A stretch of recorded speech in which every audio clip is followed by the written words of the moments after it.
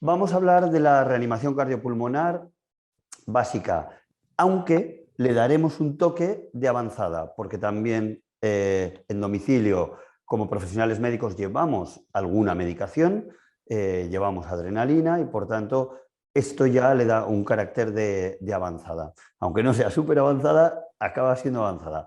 Por tanto, vamos a ver la definición. Creo que todos sabemos lo que es una parada cardiorrespiratoria, pero definimos lo que dice el diccionario, ¿no? Es la interrupción brusca, inesperada y potencialmente reversible de la circulación y la respiración espontánea, confirmado por inconsciencia, apnea o respiración agónica o ausencia de pulso detectable. Provoca anoxia tisular, si no se soluciona rápidamente, conduce a muerte biológica irreversible. Bien, temas, connotaciones clave de esta definición. Bueno, el tema de que es potencialmente reversible, porque lógicamente a veces cuando se hace en extrahospitalaria se atiende a un precipitado, ¿no? Y hay pérdida de masa encefálica, pues lógicamente esto no es reversible. Y aquí, no, bueno, parece lógico, pero a lo mejor uno diría, no, hagamos todo lo posible. Si realmente no se espera que haya reversibilidad, tampoco proceden las maniobras de reanimación. Esto, el primer punto. Bien, confirmado por inconsciencia, apnea o respiración agónica o ausencia de pulso detectable. Cualquiera de estas cosas. Bien, hay un punto cuando se dice en las maniobras de reanimación, en la detección, que luego veremos, que si no respira normalmente, es decir, ¿qué es más importante finalmente en la definición? Porque de la definición cuelga la actuación, ¿no? Que en caso de duda yo actúe o que no actúe, que haga compresiones torácicas o que no las haga por el riesgo de fractura costal que pueda haber. Pues se dice que ante la duda hay que hacerlo, que la lesión de actuar va a ser muchísimo menos que el riesgo de no actuar a tiempo. Por tanto, si hay una apnea de cuánto tiempo, que esto es un tema a matizar también, una respiración agónica, ¿no? Muy superficial, embocanada de pez o una ausencia de pulso detectable, deberíamos empezar maniobras. Las consecuencias, pues tratad de silenciar el micro, porfa, que alguno haya abierto y siempre interfiere un poco en esto y luego cuando hagamos el turno de preguntas, pues ya lo ponéis, ¿vale? Dice, anoxia tisular, si no se soluciona rápidamente, conduce a muerte biológica irreversible. Bien, bueno, lógicamente.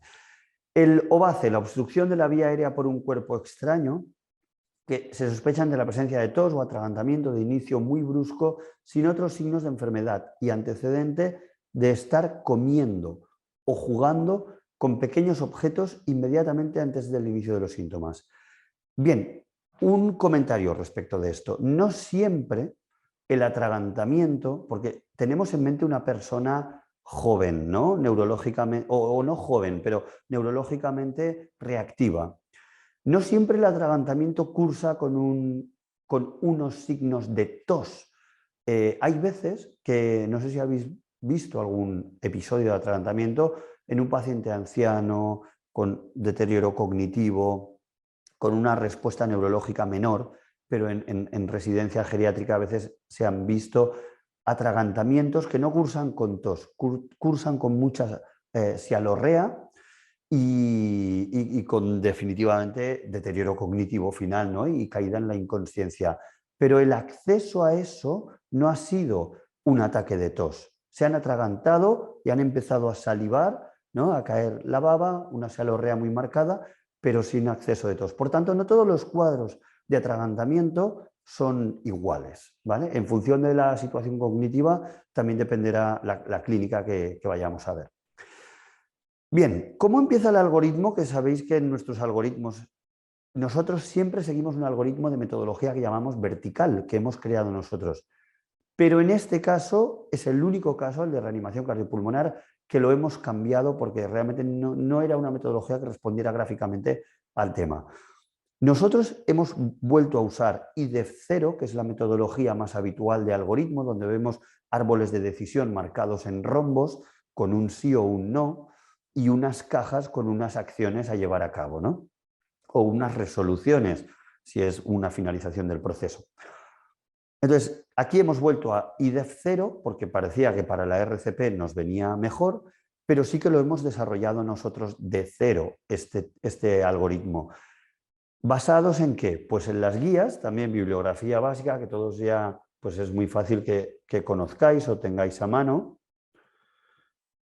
Ahora lo he cerrado, la bibliografía, pero tengo la bibliografía que serían las guías de la Asociación Europea de Resucitación, ¿no? Que están con todas sus traducciones al español. Estas las guías del 2021 con su resumen ejecutivo, donde tenemos la guía en español o tenemos también la del 2015, que también fue un trabajo más gráfico incluso que la del 2021.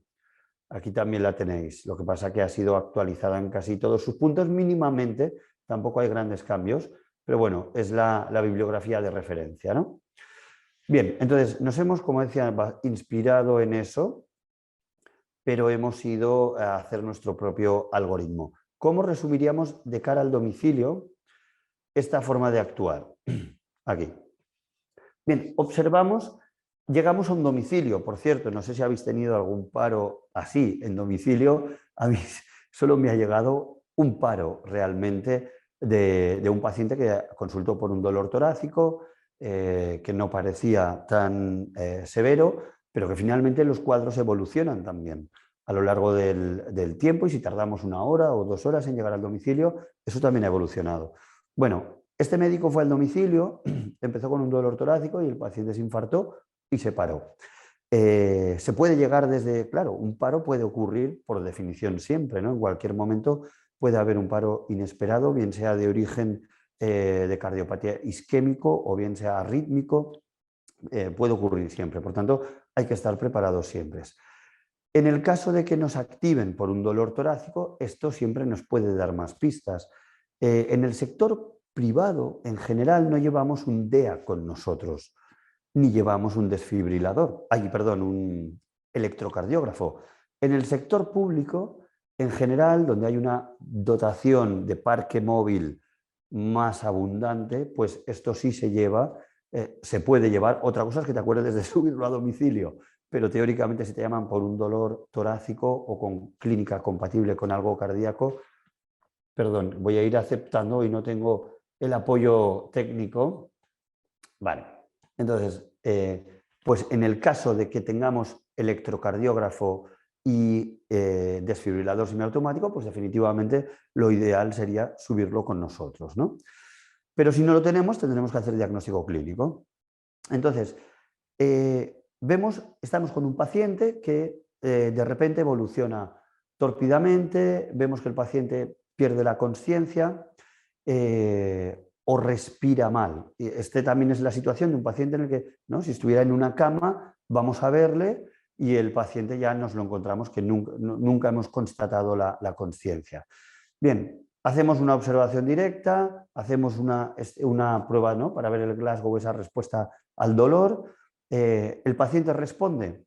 Si responde, bien, todavía está consciente, hay una cierta... en nuestra prevaloración, antes del ABCD, siempre hay una valoración previa de la neurología, porque a veces hay profesionales que dicen, no, primero es ABCD. Bueno. Primero analicemos si está consciente y orientado, porque si lo está definitivamente, el ABCD ya no es necesario, ¿no? A veces vemos a alguien en el suelo, está con los ojos cerrados, pero si yo le digo, hola, ¿cómo te llamas? Y me responde, obviamente no hace falta el ABCD. Por tanto, no perdamos el sentido común, hay una prevaloración delante del ABCD y esto lo tenemos que evaluar. Si responde, genial. Si responde, puede que esté atragantándose inicialmente, que tenga algún problema. Vamos a ver si la vía aérea está obstruida. Si está obstruida y el paciente está de pie y tiene capacidad de toser, eso va a ser lo primero. Vamos a animarle a toser. No hay un efecto más eficaz que la tos propia de una persona con la capacidad de hacerlo. Nada genera más presión y menos complicaciones, porque es una corriente saliente. Por tanto, no hay riesgo de reobstrucción o de empujar hacia abajo el objeto, el cuerpo extraño. Por tanto, vamos a enfocarnos en animar al paciente a toser. Si consigue sacarlo, pues genial, ya hemos finalizado el proceso. Si no se ha desobstruido, entonces tenemos que hacer maniobras de desobstrucción. Hay 3 tipos de poblaciones: adultos, llamémosle niños o adultos normales, es decir, no obesos ni embarazados.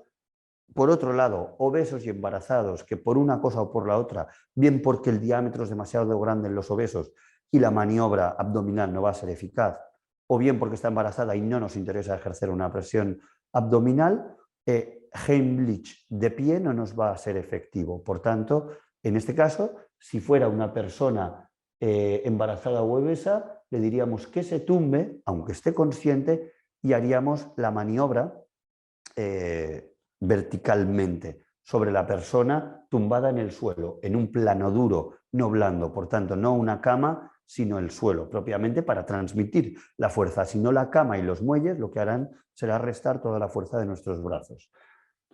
En el caso de que no sea un adulto ni un obeso ni una embarazada, entonces veremos si es un lactante o si es un adulto. Si es un adulto, trataremos de alternar el golpe interescapular, el golpe en la espalda, con Heimlich en el caso de que él vaya perdiendo capacidad tusígena. ¿Cómo se hace Heimlich? Bueno, esto no es un curso de soporte vital básico porque esto implica una práctica, ¿no? Pero el Heimlich, entendemos, cogemos el puño, nos abrazamos el puño desde detrás y trazamos un trayecto ascendente desde la apófisis sifoides. Bien, yo puedo dar fe que le salvé la vida a mi madre con una hoja de alcachofa. Así que la maniobra funciona. De hecho, fue bastante famoso hace poco porque Heimlich le salvó la vida a alguien con su propia maniobra, el señor Heimlich. Así que esto fue noticia. Bien, por tanto, si es adulto, y vamos intercambiando el golpe interescapular con maniobra de Heimlich, en general, cuanta menos capacidad tusígena tenga. Si es una lactante, entonces intercambiamos, hacemos, 5 golpes seguidos en la espalda, ponemos al bebé sobre el antebrazo y la mano, y hacemos con los dedos de la mano 5 golpes seguidos interescapulares para facilitar la desobstrucción. Y si esto no funciona, le damos la vuelta y ejercemos con las puntas del segundo y el tercer dedo en la línea intermamilar, tratamos de apretar para expulsar el objeto atascado. Bien, yo no tengo muchísima experiencia con pediatría. Si alguien la tiene, luego dejo turno de palabra para eso. Pero este sería el procedimiento y lo recomiendan las guías. Finalmente, después de todas estas maniobras de desobstrucción, ¿hemos tenido éxito? Sí, maravilloso.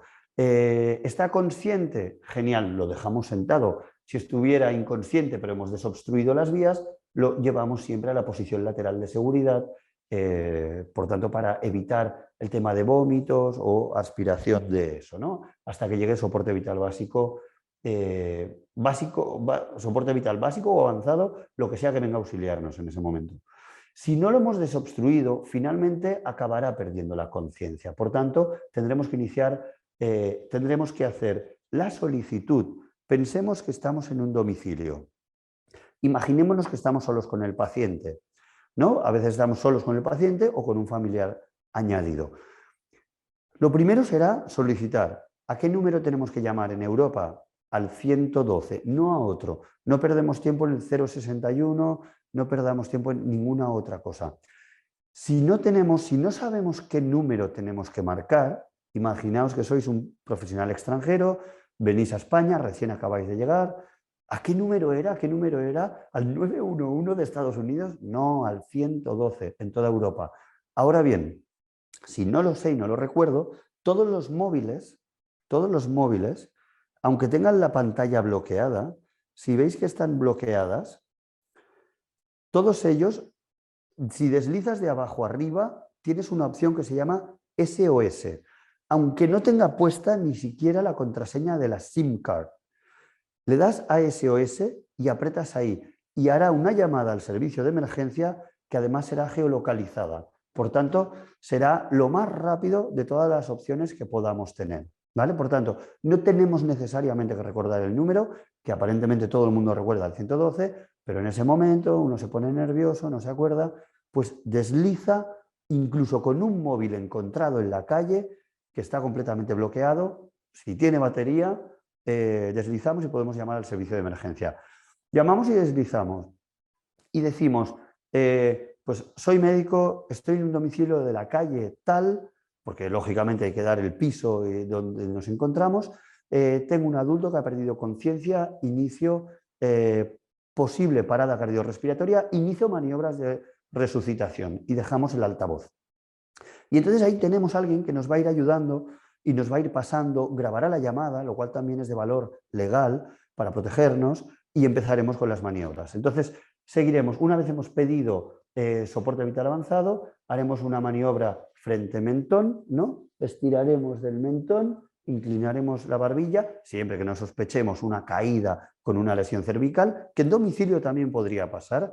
Si un paciente perdiera, como si fuera un síncope y fuera un paro y hubiera una caída a plomo sin movimiento de defensa, podríamos sospechar que ha habido una lesión cervical. Entonces, en ese caso, se valora más la triple maniobra, pero no vamos a entrar ahora en el tema de trauma, que es lo menos frecuente en este caso.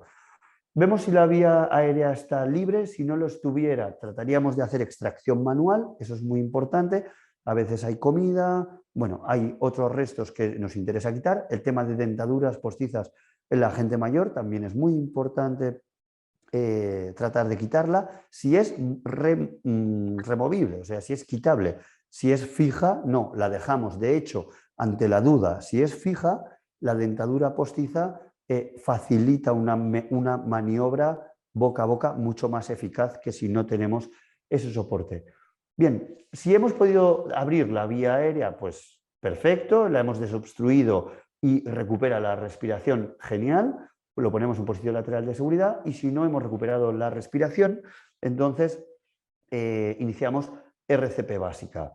Bien, lo mismo, si nosotros vemos un cuerpo extraño y no podemos extraerlo, finalmente lo que vamos a hacer es iniciar la RCP básica. ¿Qué ritmo? Porque esto ha ido cambiando con el tiempo. Bueno, pues adultos, 30 compresiones, 2 ventilaciones, es decir, lo más importante y lo más efectivo son las compresiones para mantener la circulación, el movimiento, evitar el éxtasis arterial, el éxtasis sanguíneo, y tratar de mover el oxígeno que quede en sangre. Y por tanto siempre se priorizan las compresiones. Antes hacían 15-2, ahora antes eran 15-2. Únicamente 32. Es la secuencia para adultos. Si fueran lactantes, entonces sí hacemos 15-2. Y continuamos haciendo soporte vital hasta que o se recupere el paciente. Es difícil, no lo vamos a negar. Las últimas cifras de éxito en la reanimación cardiopulmonar intrahospitalaria eran del 15%. Intrahospitalaria de pacientes vivos después de las primeras 24 horas. Creo que después de las 24 horas aún bajaba más. Pues ya nos digo extrahospitalaria. Pero también es verdad que en hospital quien está por definición grave. Por tanto, también son personas con mayor pluripatología. En definitiva, hay una máxima en socorrismo, ¿no?, que es darlo todo como si fueras tú el socorrido. Por tanto, a veces uno miraría los números y sí que es verdad que no es muy alentador, pero la medicina es un garante de medios, no de resultados. Y nosotros estamos ahí para poner todos los medios posibles y demostrar pericia en ello. Bien, si nosotros teníamos un DEA, porque os decía que generalmente en el sector público los coches vienen con un parque pues más dotado y se dispone de DEA, y lo hemos subido. Bueno, si lo hemos subido, genial. Lo primero que haremos será ponerle las placas del DEA. Si no lo hemos subido, cuando pedimos en la misma llamada de solicitud de soporte vital avanzado, lo más importante es empezar las maniobras de reanimación, mucho más importante que el DEA. Por tanto, si tenemos una persona en domicilio, le daremos las llaves del coche, le indicaremos buenamente como podamos dónde hemos aparcado y le diremos que suba una mochila roja o le describiremos el cómo es. Si se da la situación de que lo sube, hombre, desde luego se va a dejar la vida por su familiar. Si da la suerte de que eso lo hace bien, encuentra el coche y lo sube, genial. pero si no, no pararemos las maniobras de compresión torácica y boca a boca por el DEA, ¿de acuerdo? Por tanto, ese minuto de oro, una vez hemos llamado, es tratar de mantener la mejor oxigenación posible en base a maniobra boca a boca y compresión torácica. Si sube el DEA, o lo hemos subido, entonces sí, aplicaremos después de las primeras 30 compresiones, 2 ventilaciones, el DEA, sin tratar de interrumpir las maniobras de resucitación. Supongamos que podemos aplicarlo, aplicamos una placa a nivel supraesternal, derecho, ¿no? Nivel prácticamente debajo de la clavícula y en prácticamente decimospacio intercostal. Ponemos las placas y analiza el ritmo. Cuando uno le da el botón, ya el DEA, por eso se llama DEA, ¿no? Desfibrilador automático, hace un análisis del ritmo y sale una voz. De hecho, incluso graba lo que se dice se graba lo que se dice durante la conversación. Por tanto, es importante tratar de ser profesionales dentro del nerviosismo que hay, que es lógico y habitual. Muchos de nosotros no nos dedicamos a la emergencia hospitalaria. Es normal estar nervioso, pero tratar de evitar juicios, palabras malsonantes y todo eso, porque queda grabado en los últimos DEA. Y que quede grabado no es malo, es bueno, ¿eh? Porque nos da una protección de que hemos hecho lo que hemos podido, pero es importante que lo sepáis. Bien, aplicamos el análisis de ritmo y él dice, analizando ritmo, no toque al paciente. Súper importante no tocar al paciente y no estar en contacto a través de objetos indirectos, no sé, cinturones, camillas, camas o cualquier otra cosa que pueda estar en contacto indirecto con nosotros. Por tanto, no tocar es no tocar y es alejarnos en ese momento. Generalmente tarda menos de 10 segundos y el DEA no se lleva engaño. Si hemos puesto las placas medianamente bien, si el ritmo es desfibrilable, lo identificará, si es una fibrilación, y si es una sistolia y no lo ve desfibrilable, también lo identificará. Por tanto, podemos confiar plenamente en lo que va el DEA a dictaminar. Si dirá, desfibrilación, descarga no indicada, pues seguimos con las maniobras. Si dice indicada, entonces nos tenemos que apartar. Y no solo nosotros, sino que somos garantes. Ahí habrá la mujer, familias, de todo. Tenemos que asegurarnos que nadie toca al paciente, incluso se hace un movimiento así, todo el mundo fuera, para asegurarnos de que nadie lo toca. Porque como hay alguien tocando al paciente y suelte la descarga, es muy probable que tengamos 2 pacientes entonces. Por tanto, imprescindible asegurarnos que nadie toca al paciente. Y entonces él hará la secuencia. En general, el DEA dirá descarga aplicada y entonces inmediatamente tenemos que retomar las maniobras de reanimación. Si estamos solos, 32. 32. A los 2 minutos, el DEA volverá a analizar el ritmo y nos dirá análisis en curso, no toque al paciente, pues lo mismo, volvemos a hacerlo. ¿Bien? Y esta sería la secuencia a realizar hasta que llegue soporte vital avanzado, al que hemos llamado. En Barcelona ciudad estamos en una isocrona media y yo lo he comprobado realmente por debajo de los 5 minutos, incluso de llegar hasta el domicilio. O sea, realmente es muy rápida la llegada. He dicho 5, pero si es un casco urbano, incluso puede ser menos. Por tanto, cuanto antes llegue, pues mejor. Es importante que le digamos a la familia, estése atento al timbre, porque llamarán al timbre, deje la puerta abierta, o sea, facilitar al máximo posible que los servicios de emergencia lleguen cuanto antes. Por tanto, ¿seguiremos haciendo reanimación hasta cuándo? Pues en general se dice que media hora ininterrumpida. Más de media hora sin que hayan llegado soporte vital avanzado, pues prácticamente la esperanza va a ser casi nula de que tengamos éxito. En lo que las fuerzas den, porque yo no sé si habéis hecho alguna vez el ejercicio, pero cansa muchísimo. Y por mucho que uno esté en forma, uno se pone a hacer masaje boca a boca y a los 2 minutos está pidiendo auxilio. Bueno, se tratará de sacar de nosotros todo lo que haya en ese momento. También es verdad que se cuenta con adrenalina extra. Entonces, esto también viene a ayudar. Bien, y después aquí tenéis un cuadro que amplía un poco esta información, pero quería pararme un momento en la administración farmacológica.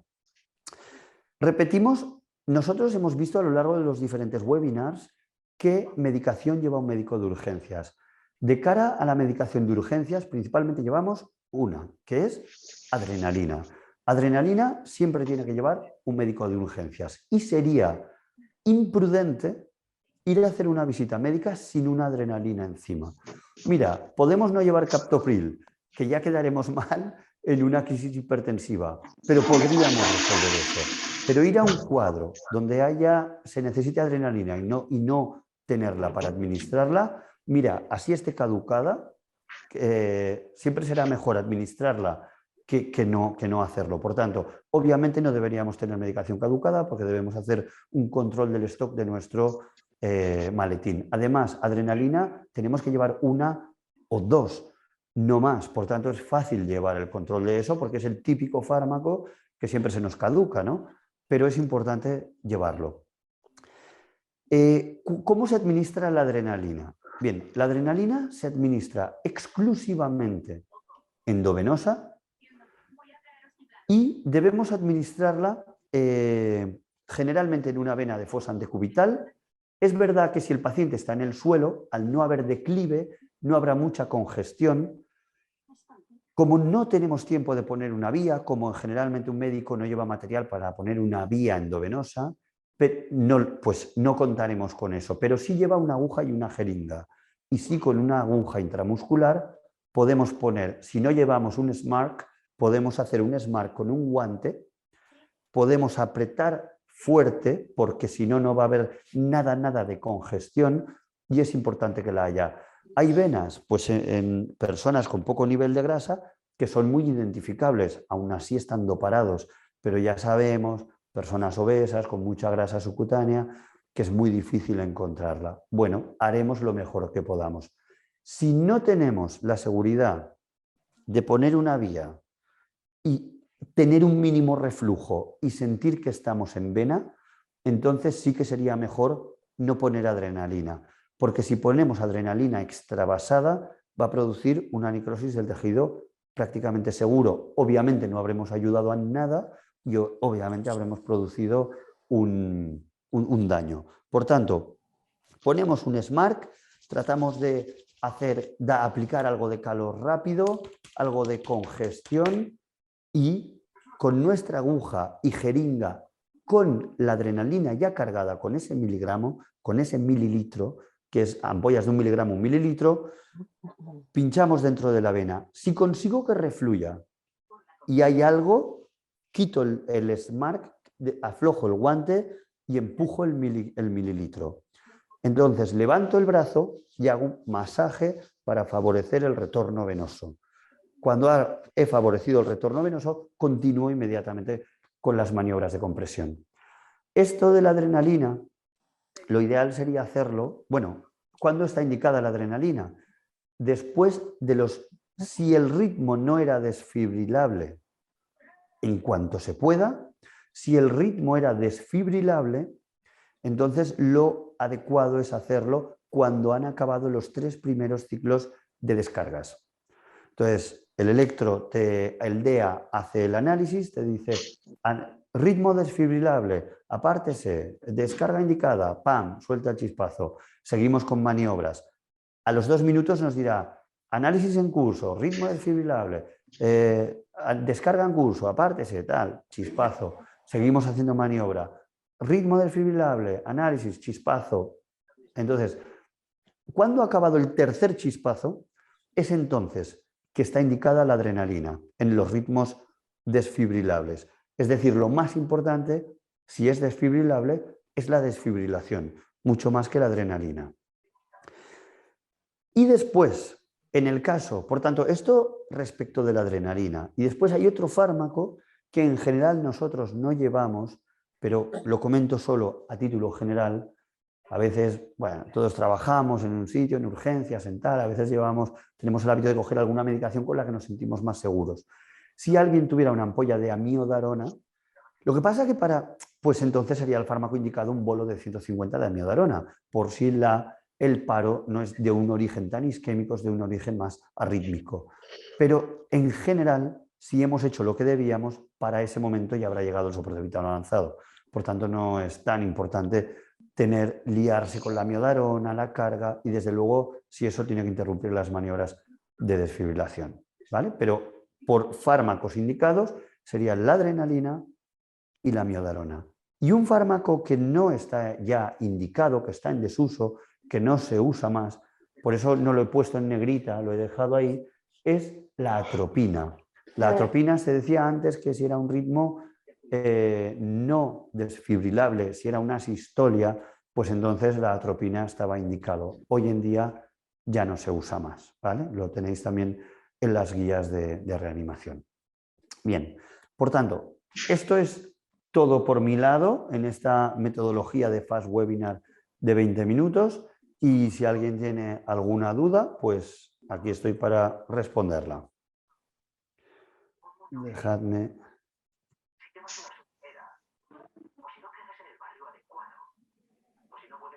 Aquí está. Vale. ¿Alguna duda tenéis por aquí? Por cierto, he compartido la pantalla o no, ¿estabais viendo mi pantalla? No, se vio Hola. solo tu cara, ¿eh? Ahí está. Pues no es tan bonita, ¿eh? No aporta tanto. Bueno, Yo este es quería el decir una cosa. algoritmo, no pasa nada, yo os lo enviaré, yo os lo enviaré. Si alguna otra vez estáis presentes, hoy que no tengo al equipo técnico, me lo decís. Oye Ángel, que no se ve el algoritmo y yo lo pongo. Pero este sería el algoritmo que hemos hecho. ¿Vale? Este de aquí. ¿Preguntas? Más que preguntas, era algo en sugerencias. En todos los cursos que hice estos últimos años de RCP, siempre se nos dijo que si estábamos en domicilio, no teníamos un ombú para hacer la ventilación, era preferible seguir haciendo compresiones sin interrumpir las compresiones que hacer una mala ventilación boca a boca, porque habían hecho estudios donde demostraban que, haciendo una ventilación boca a boca, si el médico o la persona X que estuviese haciendo la ventilación sintiese asco o lo que sea, hacía una ventilación mucho más ineficaz y bajaba la eficacia de lo que era el RCP en sí. Eso, Ingrid, si yo hiciera el curso o lo impartiera para personal no médico, te diría que es así. Es decir, si yo hubiera de dar esa charla cuando se hacen en las empresas, por ejemplo, ¿no? Los enlaces de salud, que son esos trabajadores que están en una fábrica, que no son sanitarios, pero que se les forma un poco más, que se les dice dónde está el DEA dentro de la fábrica, pues definitivamente para ellos sí. Pero teóricamente somos profesionales de la salud, teóricamente deberíamos tener cierta pericia, aunque la práctica nos lleva a no tenerla, ¿eh? Teóricamente deberíamos saber hacer un boca a boca que debería sumar... Sí, pero el estudio que hizo, ¿viste esto? ¿Cómo se llaman? Los que hacen el curso americano.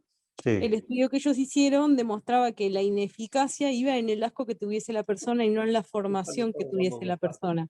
Es decir, que la eficacia del RCP terminaba siendo mejor si la persona detectaba ese asco. Bueno, uno se conoce a sí mismo, ¿no? Sí. Nunca tuve que hacer un RCP sin un BU, pero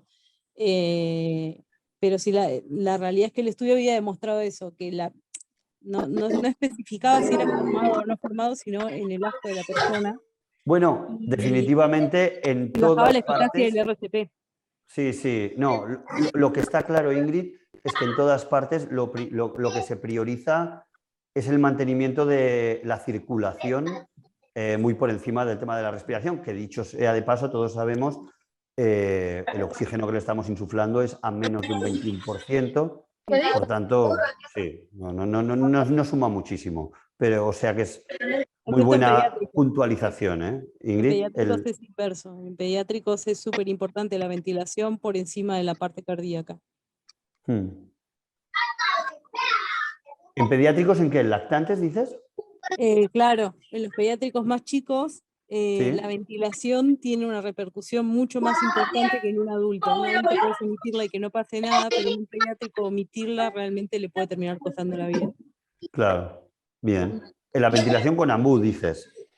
No, o boca a boca, digamos. En ese caso sí había una diferencia notoria. Había diferencia en el fluido en lo que se hacía en pediátricos pequeños que en adultos. Vale. Bien. Gracias, Ingrid. Gracias por la nota. Llamé hoy que dice que todavía no les ha caído si lo aceptaron o no. ¿El qué, perdona?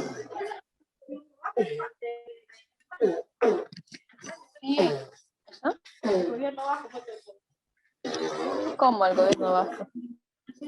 No, de España. ¿Podéis No entiendo. silenciar quien no esté hablando, por favor?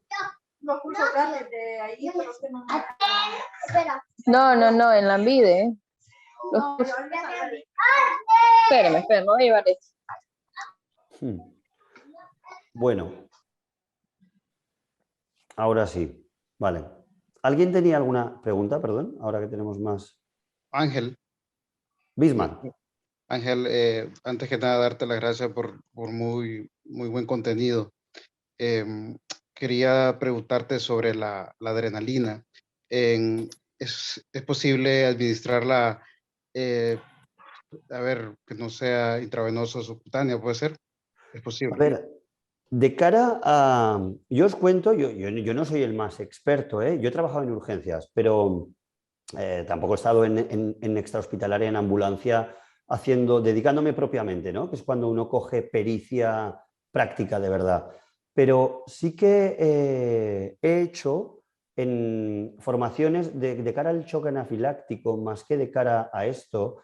Yo me acuerdo que en Inglaterra, porque estuve 2 años, sí habían unas jeringas de administración subcutánea. Más de cara al choque anafiláctico, no cuando ha llegado a una parada, sino a la prevención de que aquello llegue a una parada. Porque en ese momento todavía hay, bueno, en realidad no es subcutánea, perdón, es intramuscular. Entonces, se pinchaba en el muslo, en el vasto externo, pero ahí todavía tiene que haber ritmo. El problema es que si tú la pinchas intramuscular o subcutáneo en un paro, no hay flujo sanguíneo suficiente para que eso se absorba y produzca una eficacia. Y por supuesto, la administración, digámoslo también, de intracardíaca, que antes se hacía, ¿no? Rollo Pulp Fiction, pues esto ya no se indica más. Esto ya no se hace más. Por tanto, no tienes mucha más opción. Y si alguien tiene alguna otra experiencia, que nos lo diga, ¿eh? Pero yo creo que no hay mucha más opción que no sea la endovenosa. Yo justo estaba charlando ayer con un médico que es terapista pediátrico y en los pediátricos sí usan intramuscular, es decir, ¿viste las jeringuitas como las de insulina? Sí. Bueno, cargada totalmente cargar 0,5 en esa y poner intramuscular en el muslo. Y en los pediátricos sí se usa en una urgencia cuando todavía no tenés la vía puesta y estás haciendo las maniobras de RCP, pero en los adultos no. En los adultos buscas la vena que sea, ya sea femoral, antebrazo, yugular, la que encuentres primero, buscas la vena. Nunca he visto que se use intramuscular en adultos. No, yo las que he visto en intramuscular, como os digo, es más para el shock alérgico, ¿no? El shock anafiláctico, perdón, que cuando todavía hay ritmo, pero si no, no. O sea que gracias, Ingrid, porque yo en pediatría no tengo mucha experiencia, gracias. Vale, muchas gracias, Ángel. No, a ti, Bismarck. ¿Alguna otra pregunta? ¿No? Bueno, dime. Una cosa es que me estoy acordando justo hace un año cuando estalló la pandemia y no estaban las vacunas todavía, era ya por el mes de marzo del año pasado, una cosa así, hubo una reunión de la European Resuscitation Council y acordaron como cosa puntual, excepcional y mientras no hubieran más medios que la mascarilla y nada más, y debido a que estábamos en pandemia, como cosa excepcional, momentáneamente se dijo que en principio era mejor hacer las compresiones seguidas, pero no evitando hacer las ventilaciones. Es decir, evitar hacer lo que es el boca a boca para evitar justamente el contagio con el COVID. Y lo pusieron así como una cosa puntual de emergencia o medida de urgencia debido al COVID y ya volveremos a informar, ¿no? Pero yo no he vuelto a ver ninguna otra información ni han vuelto a decir que se siga así o que se vuelve a lo anterior porque ahora ya estábamos todos vacunados. No sé, ¿sabes si ha habido alguna cosa nueva o han dicho alguna? No, respecto de eso no. Yo si queréis ahora os enviaré el tema de las guías. Las guías nuevas son 2021, ¿eh? O sea que algo tienen que recoger, tampoco me las sé de memoria, pero os las puedo pasar. Lo que sí os puedo decir que no he empezado por la cadena del socorrismo inicial, que le llamaban PA, ¿no? Que era proteger, alertar y actuar. Es decir, yo me acuerdo cuando esto lo estudié en la carrera hace muchos años, nos decían, lo primero es el socorrista y en segundo lugar el socorrista y el tercero el socorrista. Es decir, lo que tú dices, Amaya, coincide con el hecho de que lo primero es proteger a quien va a prestar ese auxilio, porque si no, a ver, esto en el ámbito de la emergencia extrahospitalaria es muy importante en un accidente de tráfico. Lo primero es el lugar, asegurarlo, todo, con calma, porque todos tendemos a ir a socorrer cuando vemos a alguien en la carretera. Y si tú no has protegido eso, puede ser el siguiente, ¿no? Entonces, siempre se dice primero proteger, o sea que por lo que dices, entre lo que tú dices, que primero proteger, y lo que dice Ingrid, que es verdad que lo más importante es asegurar la perfusión dentro de lo posible, pues eso relega el tema del boca a boca a una tercera opción, digámoslo así, ¿no? Y sí, de cara a COVID, desde luego eso sí es alta carga viral, porque como esté ya positivo, ríete tú de las gotitas y del aerosol, ahí te estás metiendo Ya. un chip muy alto. Sí, sí. Gracias, Meredith. Gracias de verdad. Bueno, pues si no tenéis más preguntas, espero que esto haya sido provechoso para vosotros y nos vemos el próximo día para la crisis asmática, que esta va a tener mucho juguillo. Aquí le hemos dado una buena vuelta y creo que saldrá una sesión bastante interesante. Así que nos vemos el miércoles que viene a las 5 de la tarde. ¿Vale? Vale, Cuidaos y gracias por la gracias asistencia. Ángel. Hasta luego. Adeu. Dios. Adeu. Adiós, adiós.